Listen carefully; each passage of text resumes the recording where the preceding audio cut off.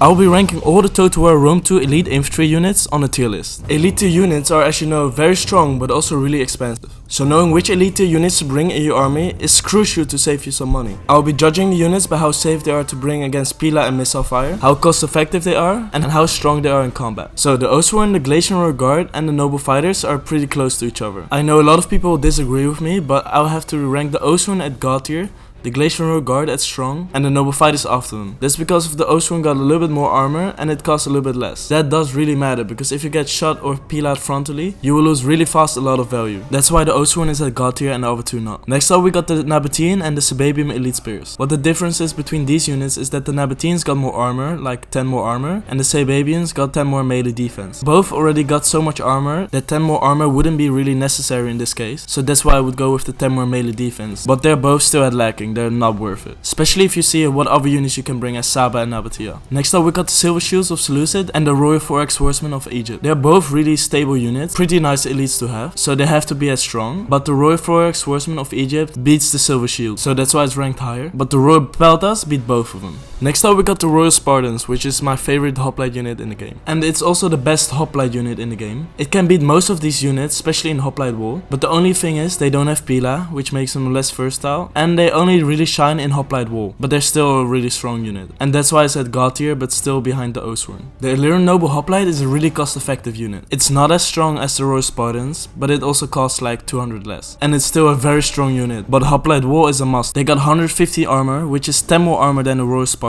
They got less melee attack and melee defense though, but overall it's just a very cost effective unit, and that's why I have to put it above the Royal Spartans, because I would prefer to have a bunch of Illyrian Noble hoplites than Royal Spartans, because you can pick more of them and save some money. Now we're going from the absolute best elite spear to the absolutely worst elite spear. This one is from Massaicily. It's absolutely trash. It's really not worth it. Low armor, pretty low stats, and that's why it's at CA. You fuck this one up. And next up we got the Getae spear. This one actually has to go with these two units, because they're really similar to each other. They're also at CA. They're just never worth it to bring. The Getae spear is definitely stronger than the Massaicilian one. It's also stronger than the Arvernian one, and the Glacian is also stronger than the Arvernian one. Here are the stats of them. They basically all cost the same, but the Getae one got 80 armor, which makes them at the top of CA. The Praetorian Guard and the Praetorians. The Praetorian Guard is better than the Praetorians because it got 5 more armor and it costs only 20 more. Is it stronger than the hoplites? Yeah, for sure. It got Pila and it's just really strong, but it's not stronger than the Oathsworn. Even though it's safer because it got more armor, the Oathsworn is just so much more versatile because they got a high charge, which can be really useful with psycho charging, etc. They got headhunt, which is better than the whip, which make them win against the Praetorian, and they're just a really nice unit. So that's why the Praetorian Guard is behind the Oathsworn. Next up we got the 3 high risk, high reward units. And just hear what I said, high risk. These 3 can easily be in the top 5 strongest units in the game, but the only thing is that they have very low armor. And I'm also rating the units by how safe they are to bring. The Lusitani Nobles would be indecent for sure. If it's just pure combat, they will be definitely God tier somewhere. But with the low armor, 45 armor only, I have to rate them at decent. But if they don't get shot or pillared, which is very unlikely, they're a very strong unit. Same counts for the Fracian Nobles, but these are more versatile. They can beat the Lusitani Nobles. They have an extremely high charge, 66. I think they can nearly beat all units unless the Royal Spartans, because they got the expert charge bonus and the high melee defense, which definitely hurts for the Fracian Nobles. And